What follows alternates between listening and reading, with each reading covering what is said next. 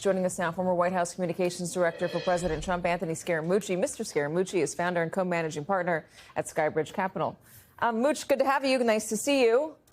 Thanks, Tell me Katie. a little Good to bit be about how this, from your experience in the White House, from your experience with Donald Trump, likely played out. Well, I think there's one piece of the story that perhaps we have to all be open to, is the Iranian piece of the story and the fight about whether or not we should be more muscular and potentially be part of a military strike in Iran. So, Donald Trump's not going to do that, but he doesn't want to appear non-muscular. And so he sent out J.D. Vance to rebut Mike Waltz. And I think that's a very big part of this story. So it's not just the signal gate. It's not what it is partly what Tom is saying about wanting his own silo and actually being the national security advisor. But he wasn't taking the MAGA hand signals right. Waltz is actually a good American. He's a military serviceman. He wears the flag, believes in the flag. These guys are of a different beast than Mike Waltz. So he didn't fit in with them. They weren't going to let him into their reindeer games long term. And I think that's important for people to understand. So lasted 9.2 Scaramucci's. We round up here as official scores. It was 9.18, but I like rounding up for these people to be generous. And he coincides with Elon Musk's departure, by the way, because even though Elon's leaving on friendly terms, he is leaving. So you've got a couple of debacles going on at the same time. But I'll just say one last thing, Kate. They don't want to fire people because they don't want to give the mainstream media a scalp. They don't want to give the mainstream media a win. And I think the Democrats that listen to your show should pay close attention. Donald Trump is the Napoleon of the culture war. He sees the cultural battlefield better than anybody, and he fights in a way that they don't fight. And they better find their Wellington before 2026 comes around. So how do they do that if they were trying to? If he's the cultural Napoleon, how do they get him to Waterloo? Well, what they would have to do is what they're not doing. Right now, they're fighting over policy. There's an internecine warfare going on between different factions inside the party, and they should stop focusing on that policy disagreement and focus more on purpose. There's a broader coalition of people, including former Republicans, that could team up with Democrats, and they have to study American history. When it was time for the Whigs to go, a new party was created, the Republican Party, and it was an expansion of abolitionist Democrats and abolitionist Whigs. Donald Trump did a hostile takeover of the old school Republican Party. It's now effectively a third party. It's known as the Republicans, but it's really the MAGA party. And if the Democrats were smart, they would open up the tent to a very broader group of people, even accept some policy disagreements. I think they're going too far to the left. They're like searching for a more perfect form of socialism or progressivism, which is not going to work. The average person in the country, the independent, the centrist independent, is not up for that. And so I would recommend to them, cut out that policy fight, focus on the larger purpose, pick somebody young. You guys do way better with people in their 40s, Barack Obama, Jack Kennedy, guys like Bill Clinton. Pick somebody young to help you navigate this thing and take on Trump in the culture war, and you'll beat him.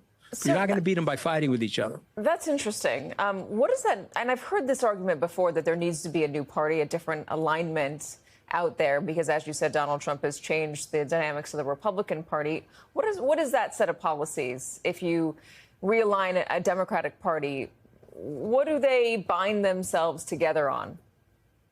Well, it's a socially inclusive party. It has some pro-business elements to it. It sort of has some of the DLC elements that Bill Clinton ran on in the 90s. It certainly can have some progressive elements, but it has to overarchingly be a pro-Constitution, pro-democracy party and reject this unitary executive power, reject the Project 2025 that Trump and his minions are trying to implement. And they could restrike a narrative. It would require them, however, to bury some of the self-righteousness. So it would require them to bury some of the things that trigger people. And so I don't know if they're up for that or willing to do that. I admire AOC and her work ethic. I admire Bernie Sanders and his popularity. But if you're going too far to the left in this country, you're going to lose the plot, and you're going to allow Trump to even potentially win the midterms. You know, there's a scenario here where he caves on the tariffs. The economy, because of all the productivity and the new technology, continues to do well, and they're lost in this sort of internecine struggle. I would have a summit meeting. I would get everybody in that party together in one tent. I'm of the opinion they made a mistake letting Bobby Kennedy and Elon Musk leave the party. Now they want to cancel those two people. I would disagree. Lyndon Johnson would disagree. Lyndon Johnson once said, keep all the elephants in the tent, so when things are flying, they fly out of the tent. Don't let one of the elephants out of the tent that could potentially, you know, do harm inside the tent. And so my point, you get a bigger coalition of people, have a summit meeting, see if you guys can get together and form a consistent narrative to rebut Donald Trump. The way they're going about it right now, they're very lost, if you don't mind me saying so. I don't think that the term was things are flying out of the tent. I think you're being judicious in your word choice there. Well, I've been known not to be judicious with my word choices, so I'm really trying to reform myself. I appreciate that. It is cable, but I appreciate that. One other question for you. What do they do in immigration? Well, listen, I mean, you know, they made a mistake with the border. You know, you have to give Trump his due. That's probably the only thing he's done well.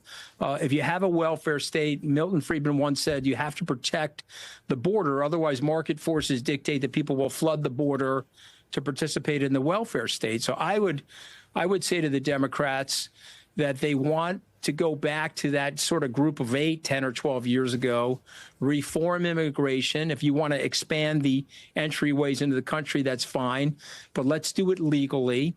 Let's make sure that there's a process. Let's end the hatred and the cruelty. You know, what I don't like about Trump and his minions, people like Steve Miller, these guys are mean guys. They're cruel guys. They're putting people's faces on the lawn of the White House. They're disgracing the 18 acres of sacred ground and the institution of that White House and that property. And we don't have to do that. I mean, Joe Biden deported more people than they did by this time. And so we can do this fairly. We can do this humanely. We can do this as classic Americans. I think the Trump administration, frankly, is one of the most un-American group of people that I've seen in my lifetime. You know, they are rejecting the Constitution. They're putting a thumb in the eye of lots of our institutions, whether they're universities or law firms or members of the media or media companies. It's just classically un-American. We don't do that to each other. We're successful, frankly, because we don't do that to each other. And I think they're doing damage to the country. And if we don't fight back more effectively, that damage could potentially be irreparable. We're going to talk a little bit more about going after media organizations in a moment. We're also going to talk a little bit more about those tariffs and the backing off and what that could mean for Donald Trump's approval. Good point to be made there. Anthony Scaramucci, thank you so much for joining us. Really good to have you. Nice to see you. Here. Good to see you, too.